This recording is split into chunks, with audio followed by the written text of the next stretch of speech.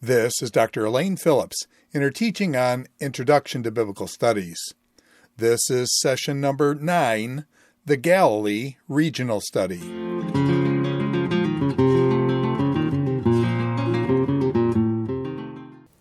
We are moving into our next regional study, and as we're going to see, this focuses on the area where Jesus did a good deal of his ministry. We're talking about the Galilee, and we're going to find out, and when you look at this, that we in this country think of it as Galilee. But the Hebrew word is ha-Galil, the Galilee. And so you're going to hear me referring to it over and over again the way Israelis refer to that part of their country as the Galilee. If you're writing a paper for a New Testament somewhere down the line, don't write in the Galilee. You'll probably get it corrected. But at any rate, that's where we're going. For those of you using your regional study map, it's going to be map number 5. It focuses in on the northern part of the country. So let's do a little review, first of all, and see where we've been in our regional studies, just so we have a sense of the comprehensive nature of this endeavor. This is a map we've looked at, and in the context of that, we talked a good deal about the testing ground of faith. So just a reminder, it's this little slice of land here, which has all kinds of implications in terms of being a land between. We talked about God's covenant relationship with Israel that especially involved the land. And so a focus in down here, and as we've seen, a major set of differences within that very small geographical area. We looked at hill country, and we've talked about the hill countries of Judah, Benjamin, Ephraim, and Manasseh, so we got a good sense of that. We focused on Jerusalem, spent an hour talking about Jerusalem. Again, just a reminder that when we're dealing with Jerusalem, if you need to find it, it's going to be your locus around which you can find everything else, because you just go west of the north end of the Dead Sea, about 12 miles worth, and that will be where Jerusalem is. We talked about the wilderness, the area of the rain shadow, which is going to be east of that hill country region. And then in the last couple of lectures, we explored various places in which foreign influences, remember those Westerners in this area between west and east? Well, we looked at foreign influences coming in at the coastal plain, and we named some names in this context. We talked about Philistines. We talked about Phoenicians in Tyre and Sidon and the influence of Baal worship. Today we're going to be talking, and we have actually already with regard to Jerusalem, the influence that Rome and the Greco-Roman culture brought in, and we're going to see that in the Galilee as well as we move forward. So just some introductory issues that we need to be talking about as we make our way through the material as a beginning point for Galilee. In the Old Testament, or the First Testament, we don't see that name mentioned very often. It's something that shows up a good deal in the Gospels, but one of our major passages, and few passages that actually mentions that name, is going to be Isaiah 9, verses 1 and 2. And I've actually got it here in front of us to read through it, and I want you to not just track right now, but we're going to come back to Isaiah 9 a little bit later. So let's get this planted in our minds. Nevertheless, there will be no more gloom for those who are in distress. By the way, that draws on the last part of chapter 8, which talks in very weighty terms about gloom and darkness. So now a switch, no more gloom. In the past, he humbled the land of Zebulun and the land of Naphtali, 2 tribes that were planted in the Galilee area. But in the future, he will honor Galilee of the Gentiles. We're going to unpack a little bit in terms of the implications of that term itself. Galilee of the Gentiles by way of the sea along the Jordan. The people walking in darkness have seen a great light. On those living in the land of the shadow of death, a light has dawned. We'll be coming back to that. And of course, as we already know, when you read the Gospels, they focus on Jesus' ministry in the Galilee. And so that's where we're going to spend a good part of this lecture, not in its entirety, because there will be a few Old Testament or First Testament things we want to bring in, but primarily we're going to focus on the Gospels. What we do need to do, however, before we move into specifically geography, we've got to pick up a little bit of history. And the question is, between the close of the First or Old Testament and our gospel narratives, what's going on in those intervening years. So here's just a brief summary that will help us kind of work our way towards this. As we know, and we've explored this already, the Northern Kingdom exiled in 722 BC. Southern Kingdom, a good number of people were taken off to Babylon. And by the way, there has been other issues that have made Jewish communities scatter, not least of which was slave trade, mentioned among others by Amos. But we have exiles of Northern and Southern kingdoms. Specifically with regard to the Northern Kingdom, as we read in 2 Kings 17, the Assyrians had a repopulation policy, basically, that when they took some folks into exile from one location, they brought others in from elsewhere. And that has incredible implications in terms of destroying a community or a people's identity, because it was often tied to the land. All that to say that when this happened in the Northern Kingdom, 722 BC, and all sorts of additional peoples come in, they bring their own worship, and what we really have in the north is, as Isaiah would put it earlier, Galilee of the Gentiles. So hang on to that, because it's going to be important for us. Add to that, this is after, of course, the people come back from the exile in Babylon, after they reestablished Judea. We then have in the 300s BC, Alexander the Great and his successors, and of course Hellenism, the interface of Greek culture with whatever the local cultures happen to be, continues and grows, and we're obviously going to pick up on that as we move forward in a number of ways. This is also, just a reminder, the land between in terms of the successors to Alexander the Great. One of them, Seleucus, took areas that would be to the north and east, i.e. Syria, and so we have Syrian Hellenism with that ongoing set of rulers that are there. And a person named Ptolemy took over Egypt, and so we have the Ptolemaic dynasty. They vie with each other for control of the land between, which will affect Jews that are living in that area for those centuries, especially 3rd and 2nd and 1st centuries BC, prior to Rome coming in. There is an interval during that time when Judas Maccabeus, his father Mattathias, the brothers all revolted against the control of the Seleucid dynasty. You do have a quasi-independent Jewish state for about 100 years. That's going to go from the middle of the 2nd century BC to the middle of the 1st century BC. That's important too, because during that time, and I'm giving you specific dates here, we have the rule of a person named Aristobulus. And at that point, in this small but for a while vibrant Jewish state, they're going to be expanding. They're going to be expanding control from what was Judea, small, expanding control south, expanding control north. The northern expansion at one point will bring what we call the Galilee under Jewish control, under the control of the Hasmonean state. Forcibly brought under that control, which has all kinds of religious and sociological implications for people who live in the Galilee. In the generations that follow that. So hang on to that datum. That's a really important one. And then, as we've intimated already, and especially with regard to our study of Jerusalem, when Rome shows up, Pompey, the general, 63 BC, basically intervenes in an internal conflict in the latter parts of the Hasmonean dynasty.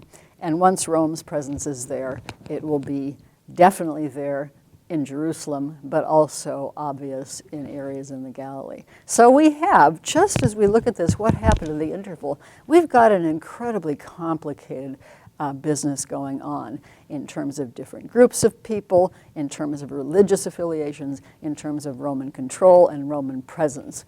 Hang on to all those things, because they're going to be important for us as we move forward. Our main focus, as I've already said, is going to be Jesus in the Galilee. We've actually already looked at this particular photograph, and we've looked at it because we were interested at that time in the fact that we have grain fields here and how lovely they are. We talked about grain, new wine, and oil, being important for the produce of the land. Two of those, grain and oil, are going to show up as we continue to talk about Jesus' work around the Sea of Galilee. So hang on to that bit and then catch two additional things here with regard to this photograph. Here obviously is the Sea of Galilee, the northwest corner of it. But I want you to see this cliff face. It's called the Arbel Cliffs right here, and it's opposite there. But notice the V in between, because that's an extremely important pass. This geographical structure, topographical structure, is called the Horns of Hattin. It's almost like having a road sign. You know, we have green road signs now. But if someone were coming across, let's say from north of this area where we are, they would have a nice easy trek across this plain. It's the plain of Gennesaret. We're going to revisit it. But then, you know what? They've got to get from the Sea of Galilee, which is below sea level. We'll come back to that in a moment. They've got to get up to this area and points beyond, which are, of course, are above sea level. How do you do it? Well, this happens to be a pass. It's the Arbel Pass. And as you're going through there, here's your road sign that says, hey, you're on the right track. Just kind of head to the south of that, keep going, and you'll be able to find Mount Tabor, and you'll be able to find the Jezreel Valley, etc., etc. Likewise, someone coming from the other direction would see this from maybe somewhere over in here and say, okay, now I know where that Arbel Pass is, and they're going to head right down this direction. You know, if there's any place that we can be pretty sure Jesus walked, when he was coming from Nazareth and coming down to Capernaum and going back and forth in those contexts, this would be a route that he would have taken. So hold on to that as well. The Horns of Hattin is not something that shows up in the biblical text, but for those of you who are interested in history subsequent to that, during the Crusader period, a very horrific battle took place, 1187. That actually pretty much lost the Crusades.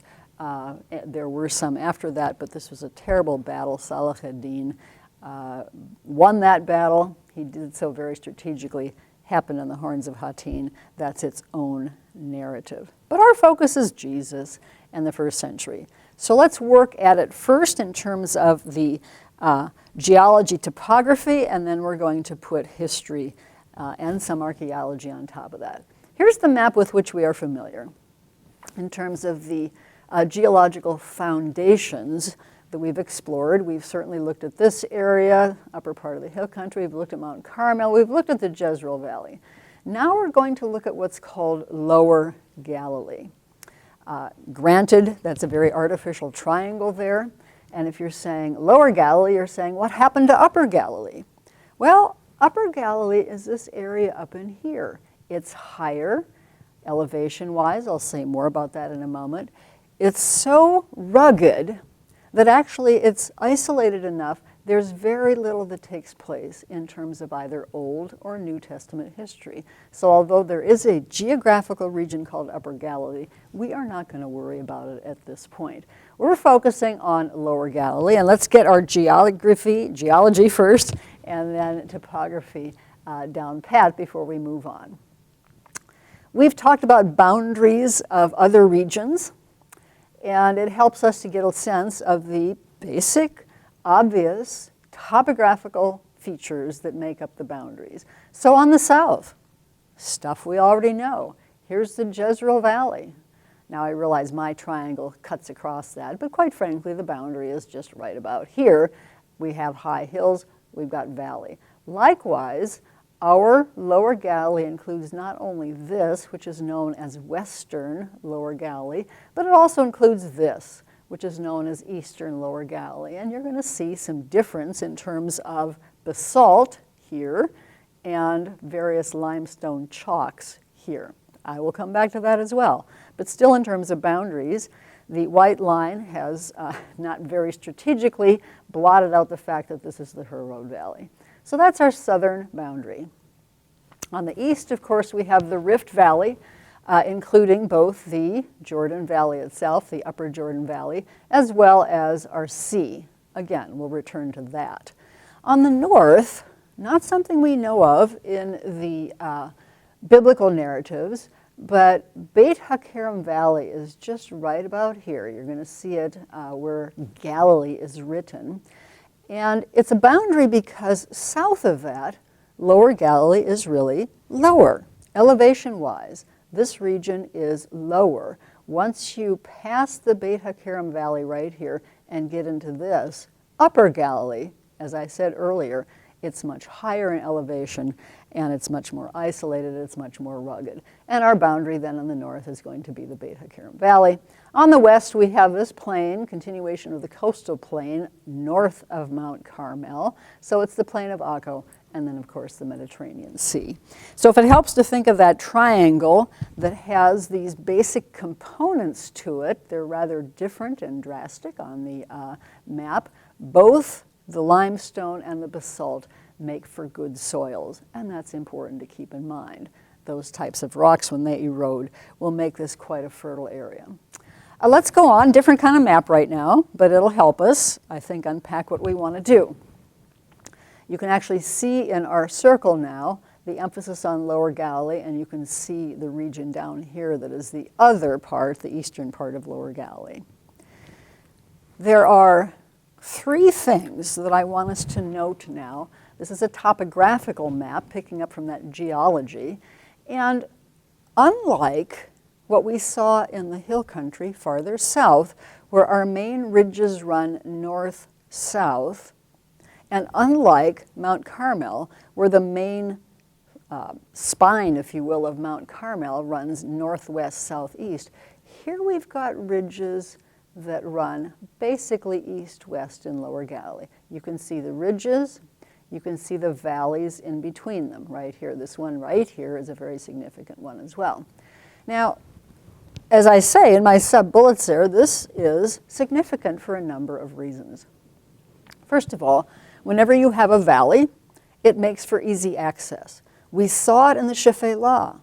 Those east-west valleys in the Shephelah meant that people could travel through there and foreign influence would come through there. And you add that foreign influence to the fact that Rome is now here. I am going to return to Rome's presence in a place called Sepphoris very shortly.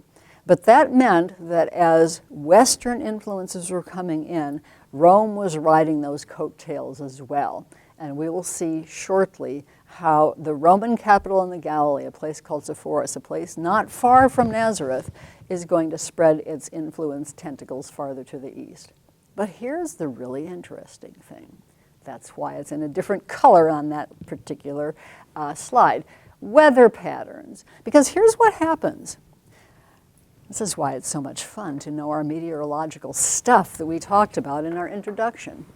Do you remember those prevailing winds?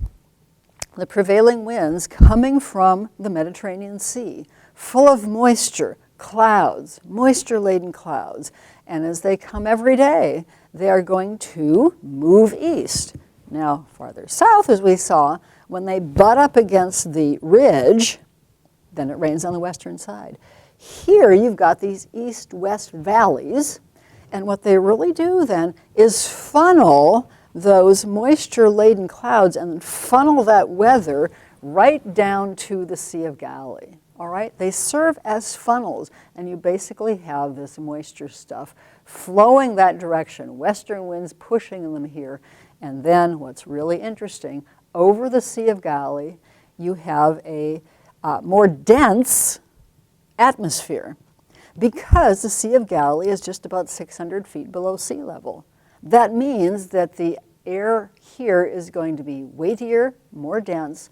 When you've got this cool, moist air coming in here, it creates storms on the Sea of Galilee.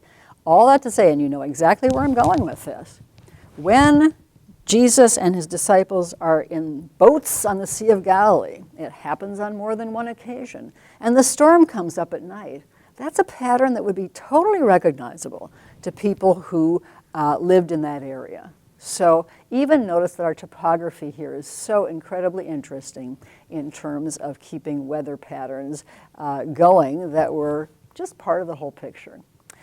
Well, we need to notice a couple of other things about Lower Galilee that are going to be important for us. In our lecture on the Jezreel Valley, especially the segment on the Jezreel Valley, we mentioned the Nazareth Ridge because, of course, it is part of our boundary, northern boundary, the Jezreel Valley. The Nazareth Ridge is, as we said last time, pretty much Jesus' backyard. Here we are right here, that's the Nazareth Ridge, and therefore, as he grew up in Nazareth, as he grew up knowing his First Testament history, he would have spread out in front of him in the whole flat area of that Jezreel Valley, the stage. His backyard is a stage for Old Testament, a lot of Old Testament history. So there's Nazareth Ridge there on the map. We also just want to remind ourselves of Mount Tabor and Mount Moreh, because those are part of that fabric of Old Testament history that we studied last time when we actually did the Jezreel Valley. Now, one more thing I want to say with regard to this map. Always, as you're looking at these maps and as you're thinking in terms of background for whatever the biblical narrative happens to be, think of where people would travel, because they're going to take the route of least resistance. You'll remember that picture I showed just as we got started. It was the Arbel Cliffs right here.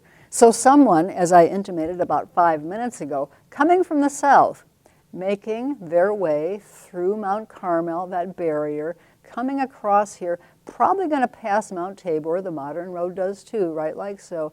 And then as you begin to go along this direction, you're going to look for your signpost of the Horns of Hatin, and that's going to tell you that that is the open pass that goes down and then, of course, continues to travel up north. We're going to be traveling up north a little bit later on in this lecture. Well, that's a little bit of a handle on Lower Galilee in terms of topography. Let's get some cities in place here now as we think of Jesus' work in this area. As you read the Gospels, early on in the Gospels, you know that it's going to be relatively early on that he's going to migrate from the area of Nazareth. Say a little bit more about that in a moment. And he will move his base of operations to Capernaum, which is right about here. I'm going to deal with Capernaum when we talk about all the cities around the Sea of Galilee, or the lake. But just notice that the first part of his gospel ministry is going to take place in this area. So let's kind of see how these work out a little bit. Luke chapter 4. Jesus goes to the synagogue in Nazareth. I will not read it, but I would encourage you to go back and review it because there's so much really interesting stuff happening as you read that narrative. He's going to refer to Elijah and Elisha, who minister to foreign populations. That's how Jesus gets his audience a little bit irritated and vexed with him at that point. But for our purposes, just remember that the end of that narrative, they were ready to pitch him off the precipice or the cliff near the town of Nazareth because he had indeed vexed them with the kinds of things he said that challenged their probably rather self-centered nationalism as Jews living in the Galilee. The other thing I want you to notice about this, and I've got it as kind of a sub-bullet up here, but we have this name Gath Hepher or Gat Hepher. And although I didn't mark it on the map, it is right about here. And I note that just as a small aside, because at one point Jesus is challenged. There's no prophet in the Galilee.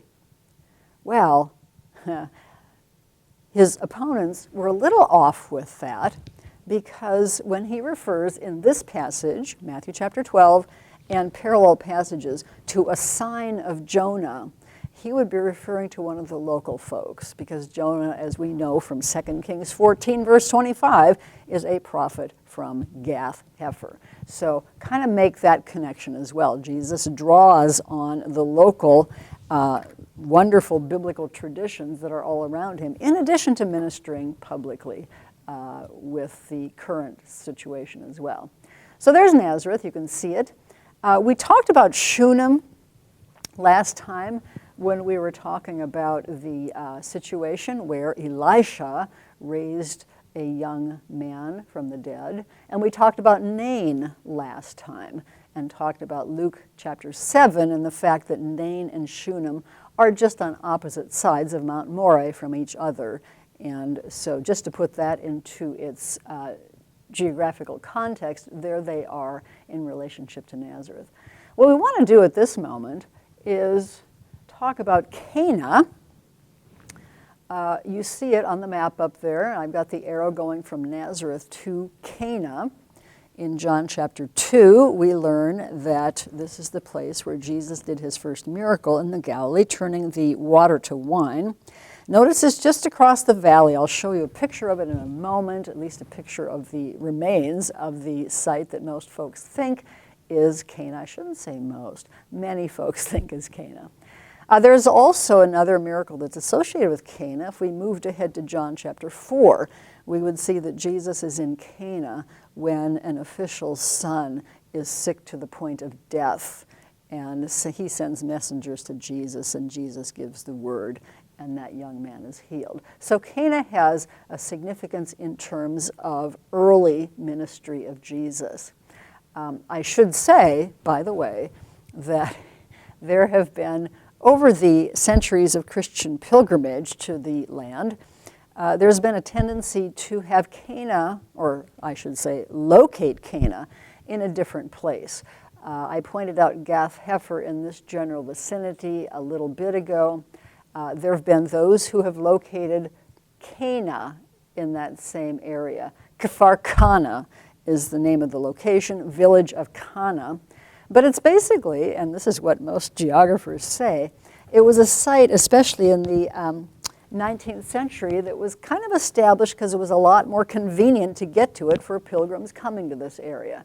And at this point, even though there are a fair number of interesting business establishments, small business, if you will, in Kfar Kana that make a bit of a deal out of wine and water, a better site is indeed what we have on our map up there that you're looking at already.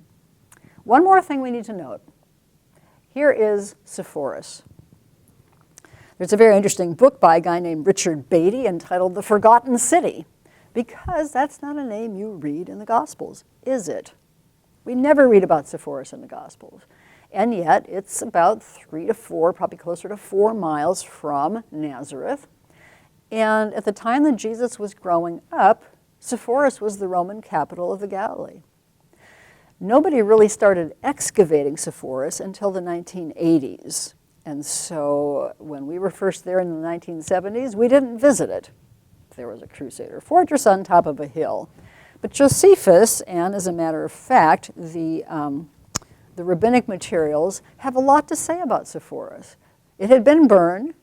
You have the emperor deciding to rebuild it, and what's really interesting is that the rebuilding process chronologically fits in pretty well with what we have in Joseph, moving back to Nazareth, serving as a builder.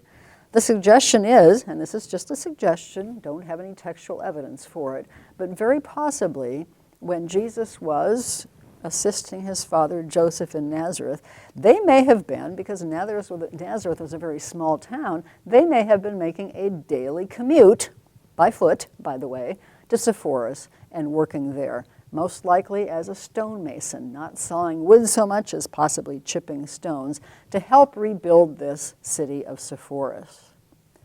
Roman capital of the Galilee, as I said. And so now circle back to what we said earlier, and that is, if you've got Rome's very strong presence right here, and if you've got valleys that are going towards the east, there's going to be an easy way to be moving that direction and moving forces that way.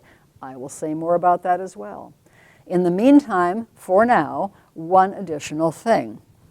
Roman cities always had theaters. They had theaters. We're going to see the remains of a theater. It is probably from a later century than the first century, but Sepphoris had a theater.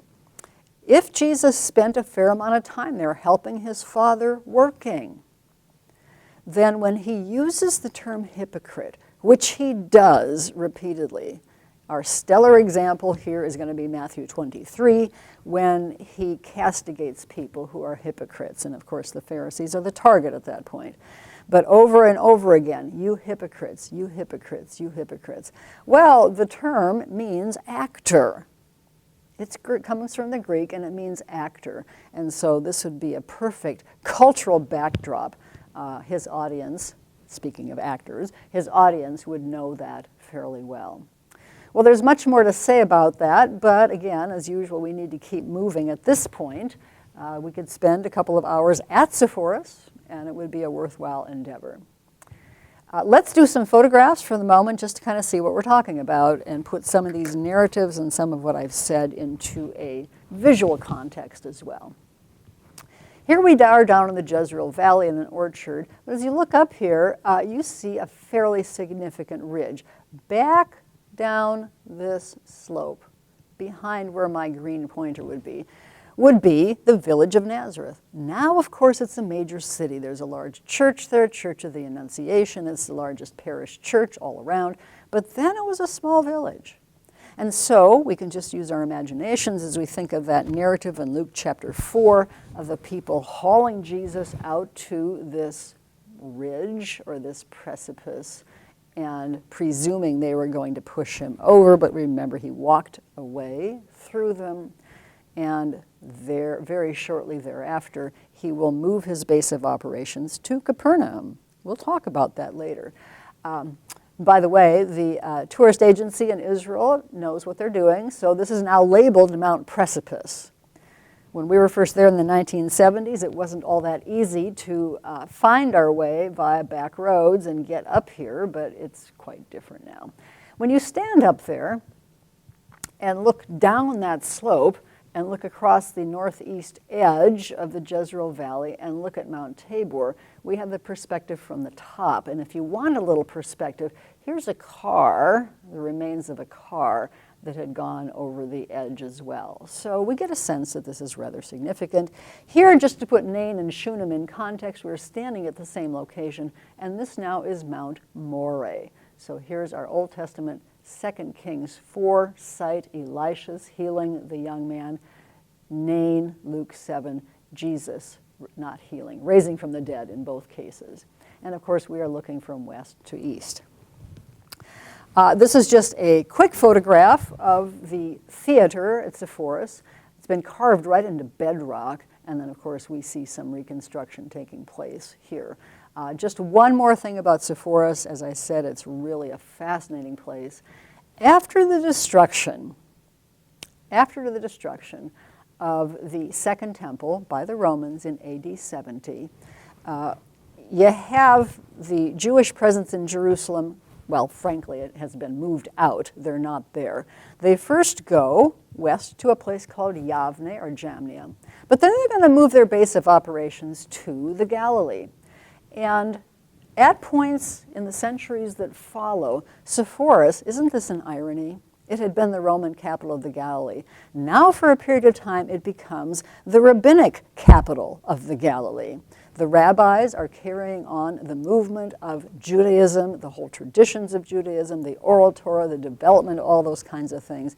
That is what will be the rabbinic time period. So we're thinking of things like the Mishnah, the compilation of Jewish legal and halachic things, the Talmuds. And what's fascinating here is that in Sepphoris, which was one of those rabbinic center places, well, look what we have. This is the rabbis. These are the rabbis who take very seriously the Torah. And yet, here is a representation of a face. And by the way, it's beautifully done. This is one panel of a fairly large mosaic floor.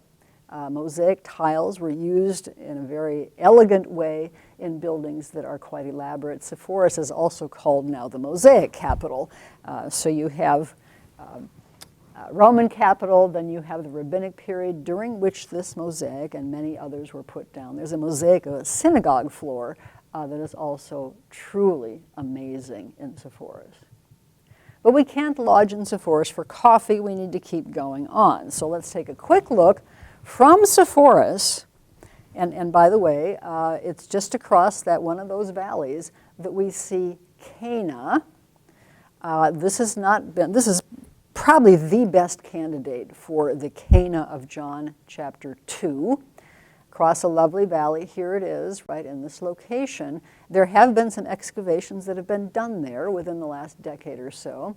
And we do know that there has been at least evidence of people early on, we're talking 5th, 6th centuries, using this place, using a large cave there, leaving evidence that they were pilgrims, and they were pilgrims coming here specifically because it had some significance with regard to Jesus' ministry in Cana. Well, we're leaving Western Galilee, Western Lower Galilee at this point, and we want to look around the Sea of Galilee itself. Now, this is called a number of different things. So let's unpack just a tiny bit what's going on. First of all, as we're going to see, oh, bad pun, this is not really a sea because it's small. It's about 13 miles long and maybe 7.5, 8 miles wide at its widest place. So it has the name of a sea, but really it's a lake, and there are those who call it the Lake of Tiberias. That's because there's a major city on the western side, right about here, that's called Tiberias. And that city, by the way, was built by Herod Antipas in honor of Tiberius. No surprise there. But it's also, in addition to being called Galilee, Sea of Galilee, Tiberias, Lake of Tiberias, it also has the name, and most Israelis refer to it this way today, of the Kinneret, the Sea of Kinneret. And we actually see that term in the Gospels as well. So Galilee, Tiberias, Lake Tiberias, and the Kinneret. Why is it called Kinneret? Well, the Hebrew word kinor means harp. And if you look at this, it has kind of a harp shape to it. It's wide up here, and then of course it narrows down. So it does have that name, Kinneret. Interestingly enough, there is a place up in here that's called that as well. Let's talk a little bit about some data that have to do with this body of water, and then let's locate major cities around it and what we might want to do talking about Jesus' ministry here in several of those locations. Here's something you want to keep in mind for a narrative that I'm going to bring in shortly. In the Old Testament period, and by the way, this is not just Old Testament Hebrew Bible stuff. This is a wider cultural thing. Large bodies of water were scary. This is particularly true of seas and oceans. They knew the Mediterranean Sea as a large body of water. And these large bodies of water that were deep and you never really knew what was inside or down below, represented in their minds chaos, the abyss.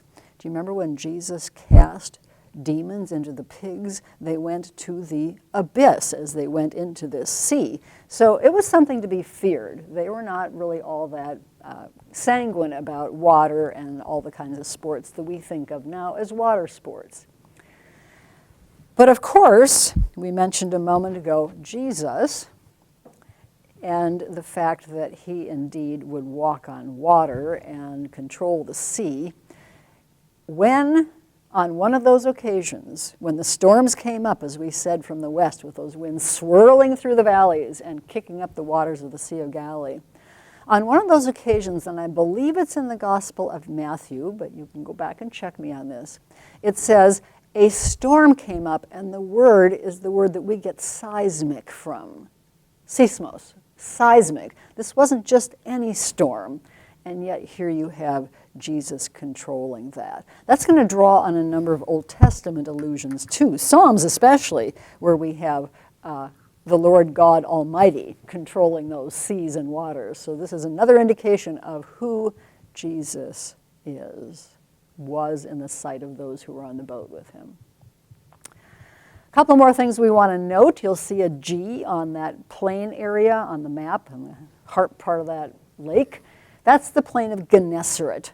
It takes its name from a small town on the northern edge of that called Gennesaret. So it's the plain of Gennesaret. We also have the plain of Bethsaida. The B is indicating that. So two very agriculturally rich areas. Again, just think of our principles that we talk about when we talk about this region. We've got limestone areas here. We've got basalt here. We know that both of those weather into extraordinarily good soil. We know that when it rains, that stuff is going to flow down here. And so we've got two agriculturally very, very rich areas. Josephus tells us that both of these were very significant in terms of agricultural production. However, let's notice a couple more cities and then make some notes about what Jesus says about them. Here's Capernaum, about halfway in between the plain of Gennesaret and Bethsaida, maybe a little less than halfway in between. Notice something about its location on the map, and I'm going to come back to this, but it's a political thing that we'll mention with this map because it's helpful. This area right in here, Lower Galilee, right up to the Jordan Valley, was the Galilee. And in Jesus' day, it was ruled by one of Herod's sons called Herod Antipas. Across in this region here were, well, let's just call them ethnic entities, rather a mixture of them. Trachonitis, Iturea, Gaulonitis were the place names, or I should say the region names. And that was an area that did not have Jewish inhabitants in it. There you have Philip the Tetrarch ruling. So on this map, we're going to see that as Jesus, I'm going to come back to those two in a moment, by the way, but as Jesus moved his base of operations from Sepphoris area, where Rome controlled, to Capernaum, which is really close to a border. This is a geopolitical border here between Herod Antipas's territory and Philip the Tetrarch's territory. He's coming really close to an area where you might want to have, well, maybe, say, a tax collector, wouldn't you know? And then also our major route. We've talked about Arbel Pass, we've talked about a route, we've talked about going this direction. Capernaum is going to be in that kind of a location as well. So Jesus is not moving to a backwater when he leaves the sphere of control of Sepphoris and the little town of Nazareth and goes to Capernaum. Far from it.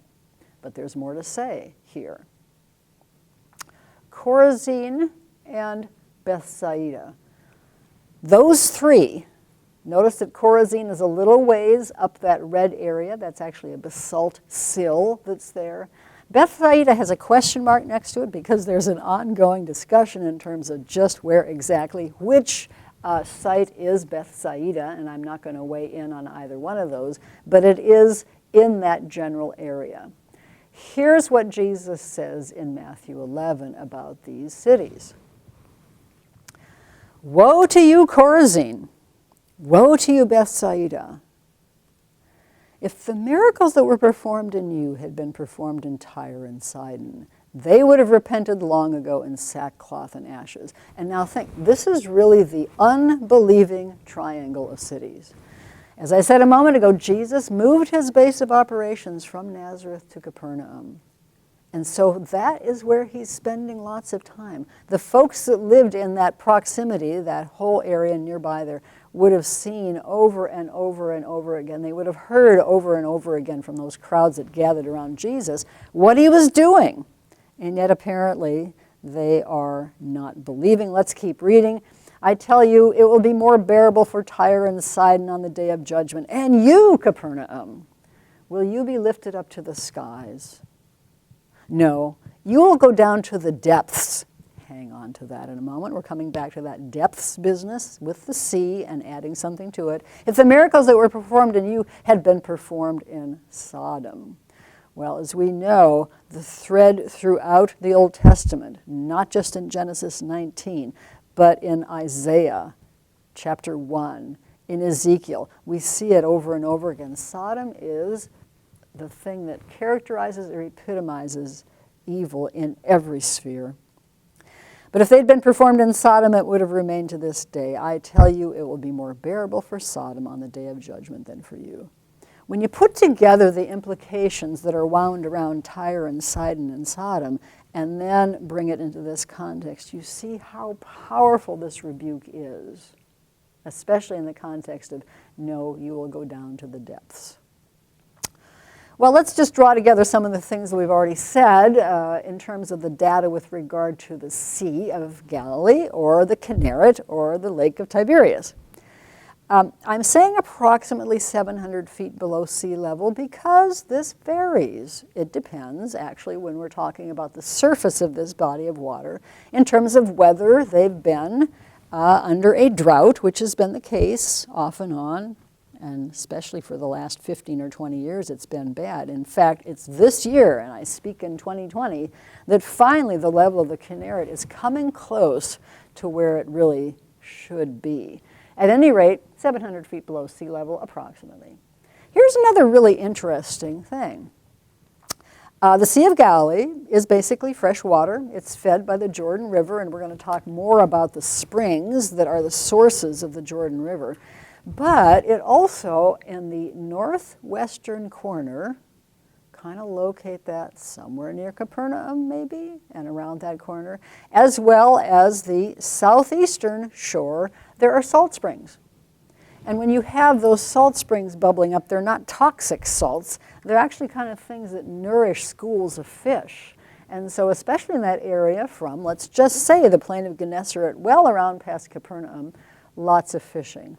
Of course, it exists other way as well, but lots of fishing. Well, I mentioned the low level of the Sea of Galilee a moment ago, and I want to come back to that because in the last, as I said, 15 or 20 years, the level of the sea has dropped. In fact, in the 1980s, it was drastically down. And so there was a very, very interesting man. I had an opportunity and the privilege, actually, of meeting him in the early 2000s. His name was Mendel Noon. And he was a native Galilean. He had actually grown up in a kibbutz in Geb, which is located on the eastern shore of the Sea of Galilee. And as the waters went down, I mean, this guy was a kibbutznik, right? And so he worked on the kibbutz. But in his spare time, he loved exploring around the Sea of Galilee. And he went around tracking all these little first century harbors. I actually have a diagram of them. I don't have it with this embedded in this particular presentation. But he diagrammed at least 30 little basalt harbors that from the shore go out maybe 15, 20 feet and then make a little bit of a hook. It's wonderful. As you walk along the northern shore of the Sea of Galilee, and you can do that today, you can still see some of them, although now the water level has risen, so you don't see them nearly as much because they're remains from 2,000 years ago. But you used to be able to see walking along those things, and there are diagrams of them. So that's fascinating. You've got that. He also, by the way, found all sorts of weights for nets. They're little basalt things that have holes drilled in them. So this gives an indication of the fishing industry, especially in that northwestern corner. You know that it's there, salt springs, but also those first century harbors that we found. Well, I mentioned a moment ago, but just want to reiterate this because it's going to be important for us. Both of these plains were agriculturally productive and well known for their olive oil production. Already mentioned as well that geopolitically, this is the border of Herod Antipas's territory, and that means, just put it all together, there's going to be lots of commerce because agriculturally productive. You can sell this stuff. Travel, the route of the international highway went pretty close to there, and taxation near the border. So, just to draw that together with what we've already said, Jesus, after that debacle in Luke chapter 4, he moved his base of operations to Capernaum. We see it in the parallel in Matthew and also John 2:12. Interestingly, that's right after he changed the water into wine in the first 11 verses of John 2. It doesn't mean he totally deserted Cana. As we've said earlier, John 4 talks about his being back there. Well, let's do a little bit more with this. And I'm going to quote some passages of Scripture and then kind of draw together a few more things that have to do with Jesus' ministry in this northwest corner.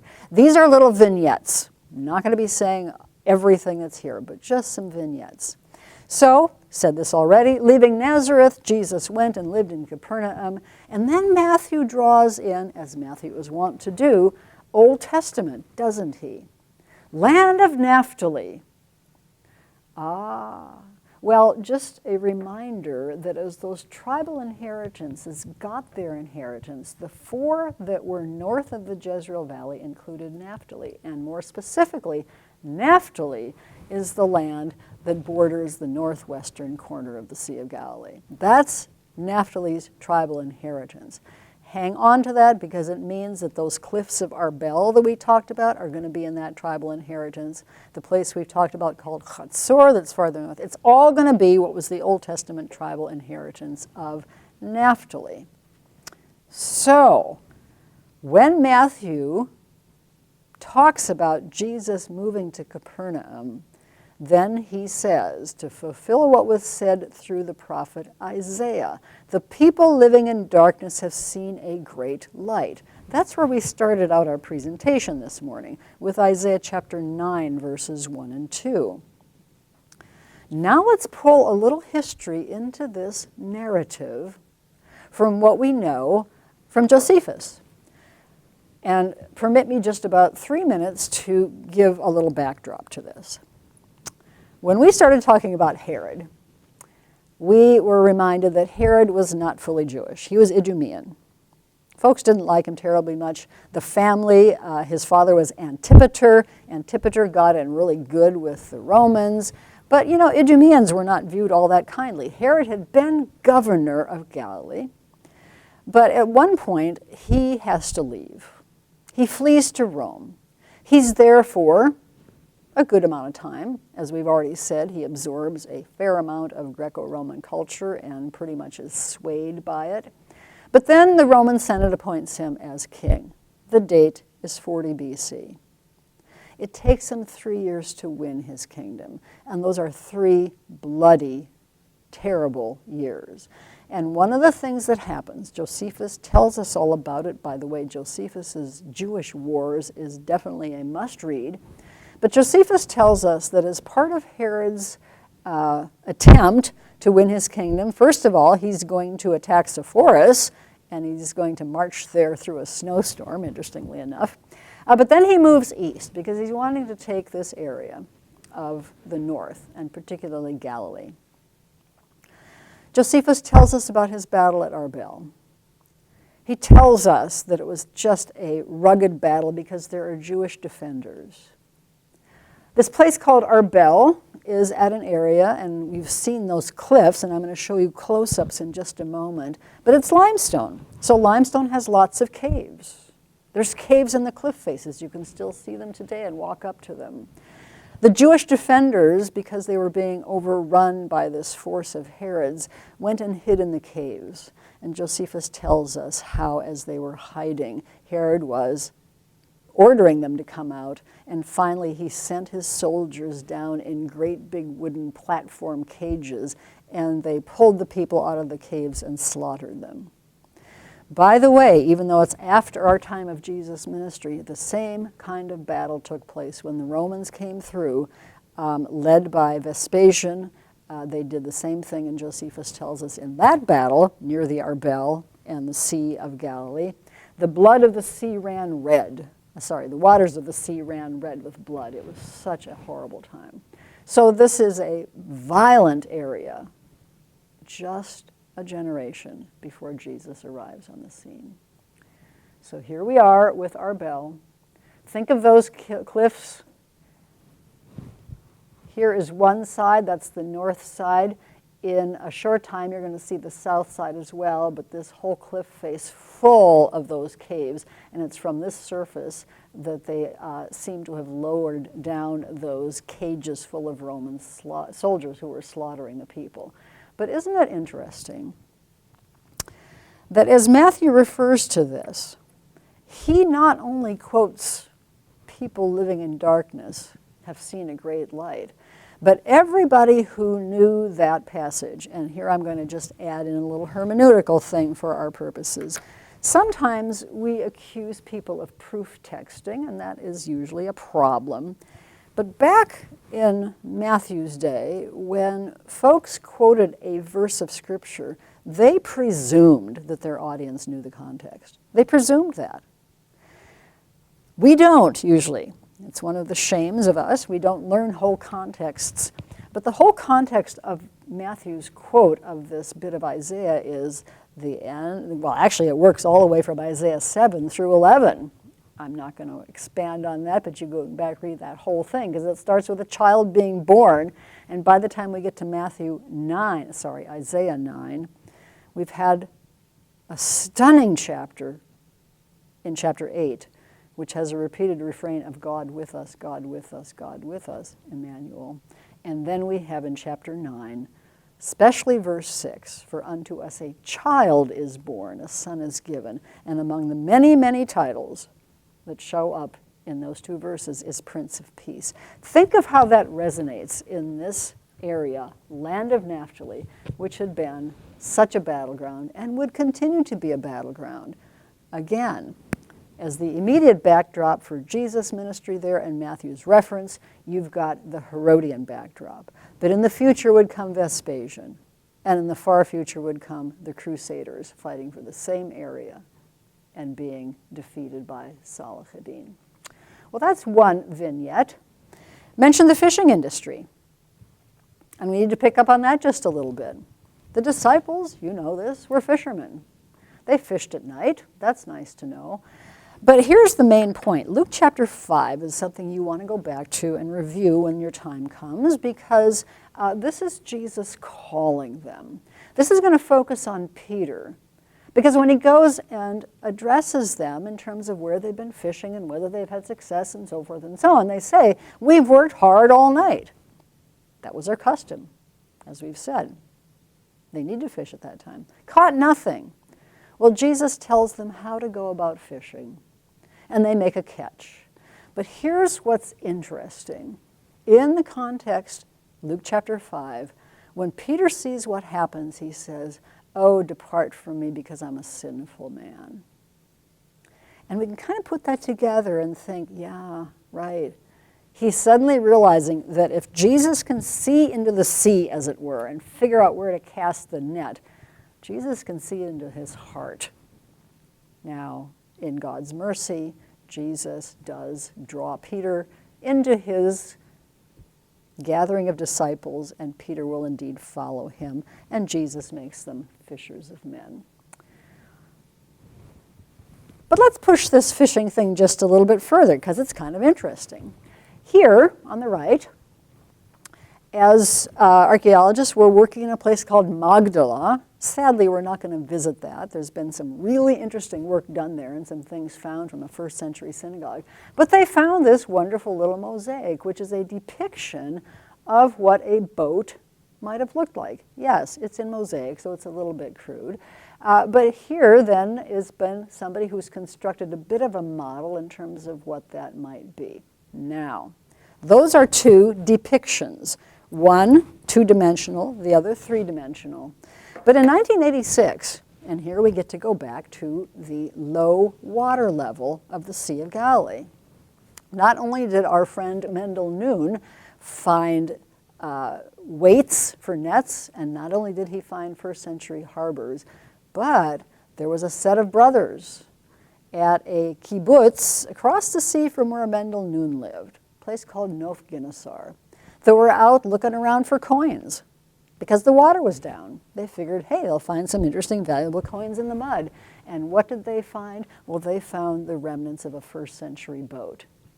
10 meters long, discovered in 1986. The process by which they got it out of the mud, safely brought it, because of course it had been buried, and once you exposed it to air, it would have disintegrated immediately. So they kept it watered during the time they were digging the mud away. They encased it in polyurethane to move it. They put it into a chemical wash so that chemicals could come and replace the actual wood itself. So now you have petrified stuff. And here's what you have. This is the Galilee boat. This is what's left of it. It was definitely a first century boat. And again, the process from the finding it in the mud and taking it out and getting it to this point, this may not look terribly elaborate, but it gives us a sense. Of course, this wasn't the boat that Jesus and his disciples used, but this is the kind of craft they would have been in. Just recently, when I was there, I had a chance to meet again Yuval. He's one of the brothers, the other's gone, but Yuval, who was part of that tremendous discovery and still lives to tell about it. Kind of fun. Well, moving along, that's the fishing industry, and just a little bit about the fishing industry. We also have, as Josephus describes it, here's our plain of Gennesaret right here, last little northwestern edge of the sea. Region, natural properties, beauty, very remarkable. There's not a plant which its fertile soil refuses to produce. Its cultivators, in fact, grow every species, and it lists them all. But among those, of course, are going to be the olives and the grapes. That's 1st century. That's Josephus' day. So now let's come to Capernaum and the work that has been done at Capernaum. If you look at this photograph, you're seeing an olive press. And I won't wax long on how it works, other than to say that the olive mash would be put in here, the olives would be put into here, in that cavity. You see a stone, which is called a millstone. Through that hole, a long pole would go out, and it would be pushed by animals or perhaps people. And then once this stuff is all squashed up, you put it into the equivalent of a burlap bag, put it on here, weight it down, and then you have your olive oil extract. What's really interesting here is that in the very small site of Capernaum, and it's relatively small, it's been excavated by the Franciscans, but a very extraordinarily large number of these presses has been found. So there are those who say, you know, the people at Capernaum were not only doing olive pressing for themselves, but perhaps there was actually a bit of an industry going on in that context. So let's just pause for a moment. In Capernaum, we've got a place close to the border. We've got a place that's a fishing industry for all those reasons we've mentioned, and we have now possibly a oil pressing industry. In that context, let's just visit Matthew 18, which is a chapter that's absolutely wonderful for many reasons, but here is one of Jesus' very compelling statements. If anyone causes one of these little ones who believes in me to sin, it would be better for him to have a large millstone hung around his neck and to be drowned in the depths of the sea. And just, of course, a reminder that you've got in their minds the sea represented the abyss. Jesus used his teaching tools that were around him. This was a teachable moment for them because that would be sudden, sure death in frightening circumstances. And anyone who causes a little one who believes in me to sin, better that. Well, a couple more things we need to say about Capernaum. We could go on and on here. In John chapter 6, after Jesus and his disciples, Jesus has fed the 5,000, they come across the sea, he walks out to meet them, and then they arrive in a place called Gennesaret, and they are going to walk to Capernaum, which they do, and he preaches in John chapter 6 a very compelling sermon. I encourage you to read the whole thing. It's just an astonishing sermon. In the synagogue at Capernaum. The text says he preached this while he was in the synagogue at Capernaum. Is it this synagogue? No, this is a later building. But you can't see it closely, but at the foundation of that building is a basalt dark stone synagogue. This is limestone, it's white, it would stand out, it'd be very impressive in terms of the looks of that particular synagogue. But underneath it is a 1st century foundation. And if you go inside, there's also there's a little corner there we can look down and see the basalt, dark stone, 1st century foundation of the synagogue. So this would have been the footprint on which this later synagogue was built.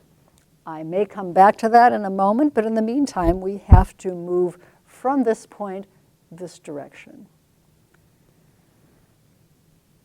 Now we're looking across at the synagogue at some structures here. Again, footprints of dwellings. And let's see if we can get some lessons from those particular dwellings that might help us with a passage of scripture or two. This is called insula housing, and you can read as well as I can. These are places where you would live, dwelling for extended family. You had interconnected units, right? And so let's say a family, the eldest son gets married, brings home a bride. Catch those terms, you know where I'm going with this. Brings home a bride, you'd simply add on to this. It would all be around kind of a courtyard, but you could just add on. And you could have as many as 15 rooms as you continue to add on to this insula housing. Is this only in Capernaum? No. You see it in all these villages that represent Jewish villages in the Galilee at that time. You see it in a place called Katzrin. You see it in Chorazin. Insula housing was sort of the template for housing in those days. Don't lose sight of the fact that there was a courtyard too, which we could draw in Jesus healing, crowds gathering, so many in the courtyard that they had to bring a person up on the roof and lower him. But let's come back to our extended family and a family growing by a bride being brought in. Isn't it interesting that in John chapter 14, Jesus says, I go to prepare a place for you. My Father's house has many rooms. I go to prepare a place for you. Where I am, you will be as well. And this is another way in which we can think about how the archaeology even helps us understand that cultural context into which Jesus spoke theological truth. Because the whole idea of adding to the family, a known concept. The whole idea of a bridegroom preparing a place for a bride to come home with the father and with the family, very much illustrated by what's going on even with this structural component here. Well, moving on to one other thing at Capernaum. That picture on the left is really awful, but it's old and it's one we took, so I'm leaving it there because it's really important as well. This is the foundation, back in the 1970s, the photograph is taken, of a dwelling. And it's a dwelling that had quite a bit of history. Here, by the way, is what has happened to it since. Here's the insula housing we were just looking at, and here is the chapel that has been built over this location, which is the same as that. Why is it built over it? Well, it's preserving a very significant tradition. Early on, starting at the 1st century, we have a house there that seemed to have had pilgrims visiting it. They leave graffiti. By the 4th century, it has expanded into a house church. By the 5th and 6th centuries, it becomes an 8-sided commemorative church. So the suggestion is that we may well be dealing with the house of Peter's mother-in-law, which is where Jesus laid his head when he came to Capernaum. And it certainly became, early on, a place of pilgrimage. Now, here's a hypothetical statement at this point, and you can like this or not. There's some discussion in terms of that synagogue I showed you a moment ago, because by the time that synagogue was built, and there's all kinds of reasons for dating it as they dated in the 4th century, most synagogue structures were much less ornate on the outside. They moved their beauty and their decorations inside, such as those mosaic floors, which we have seen one example of. But this one is, it is really out there. It's in your face. It's evident. And maybe the possibility is this. Maybe by the time you have a significant Christian community in this place called Capernaum, Jesus' hometown, important place. By the way, we have a pilgrim, her name was Egeria, who in the 4th century talks about visiting this whole area, and she names places. So we know it's a place of pilgrimage, very clearly. Coming back to the synagogue. Possible suggestion, and I'm not the only one that throws this out there, possibly the folks here in this basically Christian community, knowing the value of having pilgrims come and visit the synagogue where Jesus preached such a compelling sermon as is recorded in John 6, perhaps they built that also to be part of the pilgrimage endeavor. Well, we're going to move along because we have to finish this at some point or other. Making kind of a quick chronological statement between the Galilean ministry, which we've been talking about, and the cities around the Sea of Galilee, that would be in this area, to Jesus, what's often called the retirement ministry. Doesn't mean he's putting his feet up. It means he leaves basically Herod Antipas's territory, because Herod Antipas is kind of out to get him. Jesus calls him that fox. So during this time period, he will indeed go to Tyre and Sidon, to be sure, gets up there. And then he comes over and he's in this area. Now, most of us probably know the term Decapolis, 10 cities. The 10 cities that were Greco-Roman cities that were by and large east of the Rift Valley, and a number of them up in here. We're going to have Jesus at least part of the time in that Decapolis area right there. But then he's going to go up to Caesarea Philippi. And that's where we want to spend our next time with Jesus, at this place called Caesarea Philippi. On the way there, we're going to take a detour back to the Old Testament. On the way there, we have to get from here up to Caesarea Philippi, and there's a couple of really important things we need to say en route and see en route. So let's see what we want to do. He's going to make the transfiguration after the confession, probably at Mount Hermon. But we have a bit of a flashback to the Old Testament.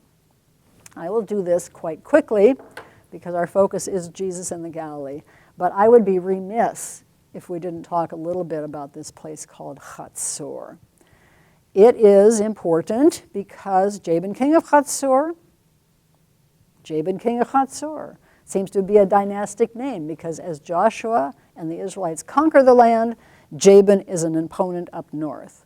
Also in the period of the Judges with Deborah, Judges 4 and 5, Jabin is an opponent up north. So Chatzor, a tremendously important place. I cannot say enough about it, but I won't say it here. Here we've got Chatzor right up there. As we make our way past Chatzor, we're climbing up quite an elevation. There's going to be a hula valley here, and then we're going to go to Mount Hermon. But before we do that, let's look a little bit at some of the things. I have only 2 slides here, but I want to just make a note. When the archaeologists started digging at Chatzor, and that too is such a long and fascinating story, first they came across, well, not first, but the first important remains were Israelite remains from the Israelite period. But they knew that there was more there because extra biblical texts talked about Chatzor.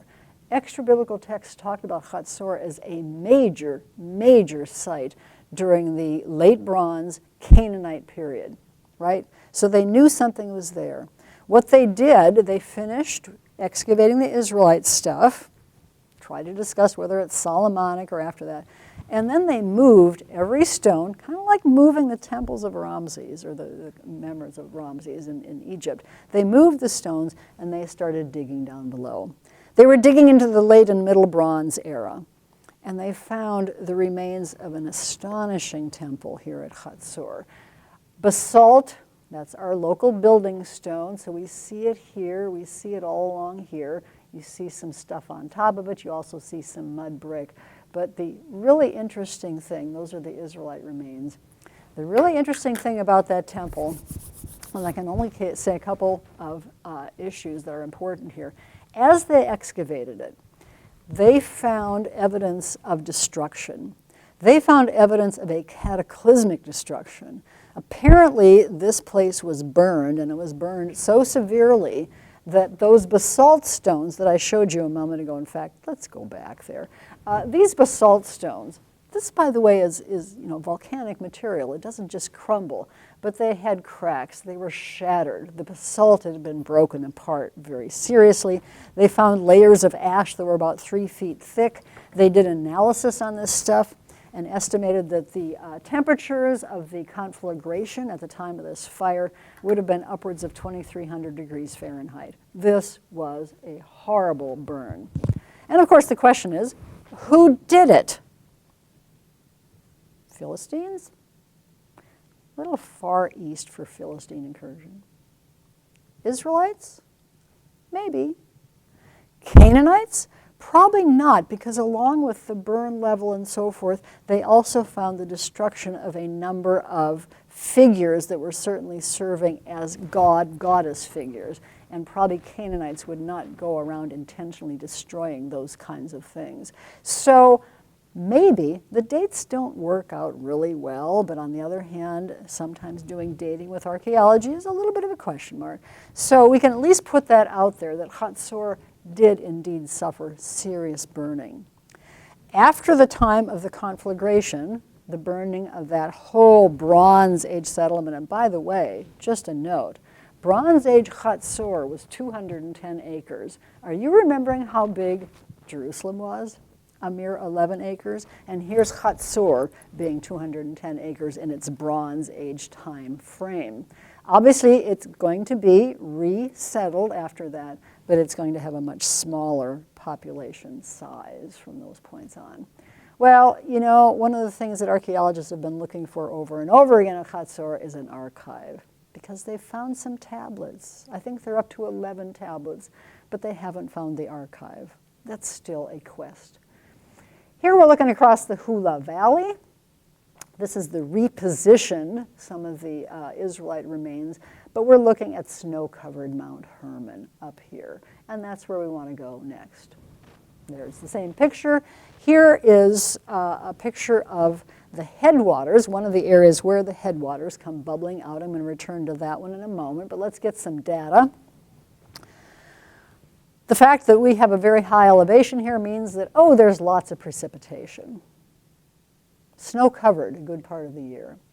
It's got a hard limestone foundation, got springs at its base, which means there are a number of bubbling out headwaters which will coalesce to be the Jordan River eventually.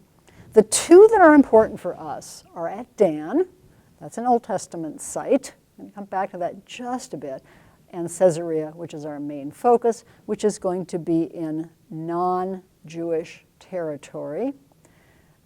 More to say on that in a moment. First of all, near Dan, this, by the way, is a karstic spring, and if I'm remembering my data correctly, we're talking about, this is hard for me to wrap my mind around it, but we're talking about 5,000 gallons per second that bubble up out of the ground at this point, so it's astonishing. At Dan, just really fast, we have a Middle Bronze Gate.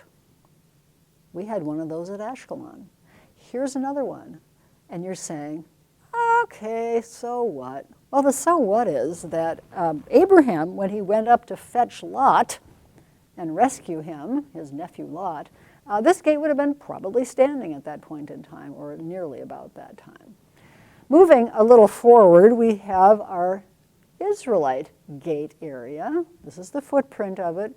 Here's a podium on which a king or a ruler or somebody like a judge would be stationed as someone came in the gate.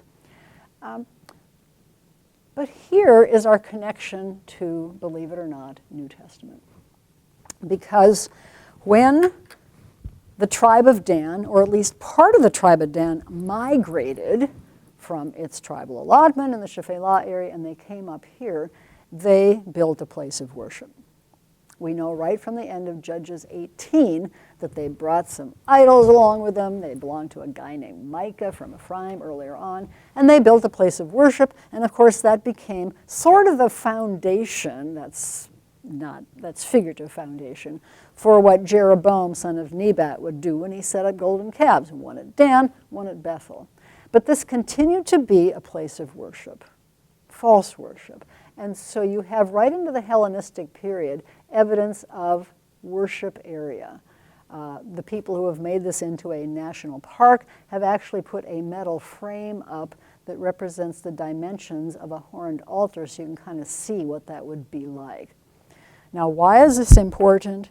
Because Dan is really close to Caesarea Philippi.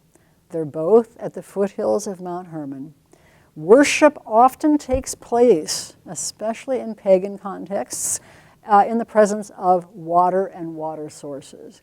Dan was already functioning, had been so for centuries, as a Jewish place of worship. So when this becomes a Hellenized area, we're going to have a, what should we say, competing development in terms of a worship site. The title there is Caesarea Philippi, and we know that from our New Testament. But long before 1st century, 2nd and 1st century BC, we have places of worship here. Because, as with Dan, there was a spring. And 2,000 years ago, the water would gush out of this huge cave. It's called the Cave of Pan. Pan, if you want to think of how to spell it, P-A-N, pronounce it Pan. Pan was a deity. Pan was a deity that was apparently brought in from the area of Greece, brought in by Hellenizers. And so this is called the Cave of Pan. And if you look very carefully, you're going to see some additional niches here. You're going to see a platform. And if we were to go farther to the right, there are going to be additional things on the rock face all along. You see them carved in here, and they continue this whole expanse. Because not only was Pan worshipped here, apparently Zeus was worshipped here, apparently Nemesis was worshipped here. So we've got a temple complex at the base of what is a massive cliff, way up here. By the way, the water no longer gushes out of that cave, obviously with seismic changes. This is a unstable area in terms of shifting and faulting. The water now comes out down in this area. But a few more things, worship of gods, Pan, at least Zeus and Nemesis, perhaps the others. We do know, again, bless Josephus, he tells us so many things. Herod the Great, again, built a temple to Augustus, somewhere in this vicinity. Some folks used to think it was right in here, maybe somewhere else nearby. There are other temples and temple complexes close by. It is, after all, an area of water. Herod and other pagan worshipers drawn to water.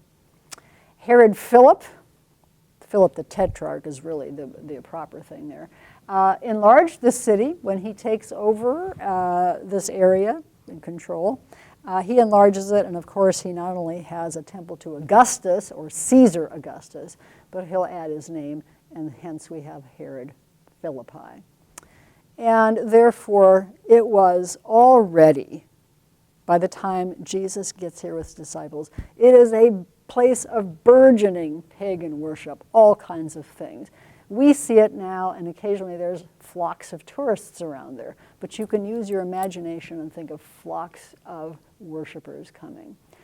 Just to get some idea in terms of what this might have looked like, a large temple, whether it's the Augustus temple or a different one, in front of that great cave of Pan. By the way, all kinds of coins and so forth with inscriptions on them found in there.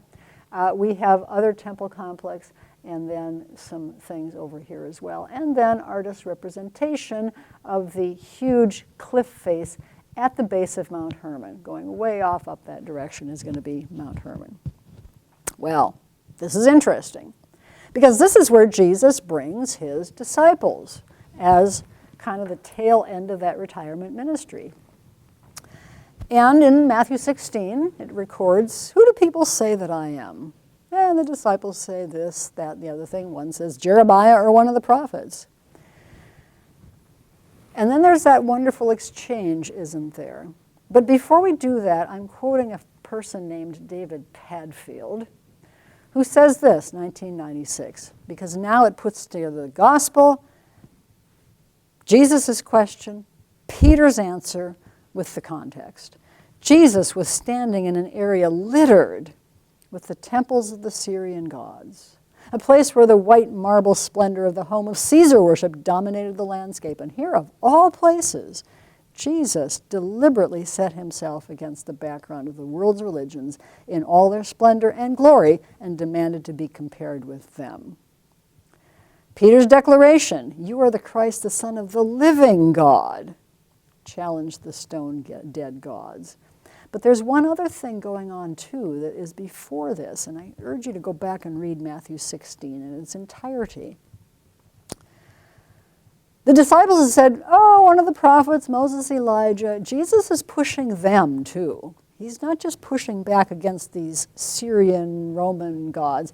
He's pushing back against their own understandings of who he is, because he is going to be, in their minds, lodged at prophet or something, unless they have to go beyond that. When Peter says you're the Messiah, the Son of the living God, he is definitely on the right track, but even he doesn't have it quite right. As you remember, it's not going to be long before he challenges Jesus' claim that Jesus has to go, suffer, die, and be raised again. So it takes a long time. At any rate, we want to say one more thing about the context as well. Not just that this is a stone face full of niches that are representative of dead gods, but Jesus uses the word Petra.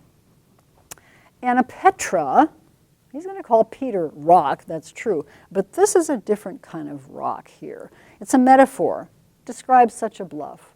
And let me just throw some possibilities into this. You can like them or not, but let's try it and see. I would suggest that maybe, as Jesus is talking about building his church on this rock, and those of you who are Greek scholars can push back on this as much as you want, because the prepositions are a little flexible. Epi is the one that's here. It may not refer to on Peter or on Peter's confession. I know there's a huge ecclesiastical discussion that sometimes goes on, but I'm going to throw the opportunity out there to think about the following. Perhaps we can translate that preposition as against. And if we do, then Jesus is saying something powerful with regard to the church. The church will then not be on the defense. The church is going to be confronting all instances of pagan false worship against this rock, and all that it represents. The church will be on the move, and the gates of hell will not prevail against it. And then just I throw in this next thing as well. There is a rabbinic tradition. It's a fascinating one. If you're interested, I can get you the reference. That when the Messiah comes, the gates of Hades at Caesarea will collapse. Well, that's kind of fun. Now I realize that's written down centuries later. But in this we do see a whole series of reversals. Jesus compels them to contrast his own identity and person with pagan gods.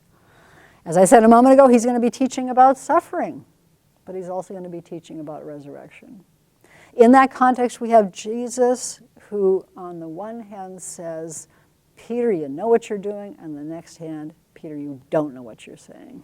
And then Jesus will say, take up your cross, follow me, saving and losing lives. Well, just a couple of things with regard to the transfiguration, and then we will stop this lecture. Matthew 17 follows directly on that passage we've just been reflecting on, and so the suggestion is that it's taking place on Mount Hermon, even though Mount Tabor is often thought of as being Mount of Transfiguration. Moses and Elijah, they're present with Jesus. The veil of his human flesh is ripped open, basically, so that they can see. I've used that figuratively. I would suggest that if we put our chronology together, this is indeed taking place in the fall, which would be the time of the Feast of Tabernacles, which makes perfect sense then for Peter to say in his usual exuberance, let's build booths for all of you, if that time frame works out just about right. But of course, more important than that is the voice from heaven that says, this is my beloved Son, listen to him. And it's really a centerpiece, isn't it? Because from here on in, especially as we move into the Gospel of Luke, Luke will tell us, at the end of this transfiguration episode, Jesus set his face to go to Jerusalem. Well, that's only the introduction to the Galilee. But with that, we have to stop, and we will pick up with a quick sweep through Transjordan in the next lecture.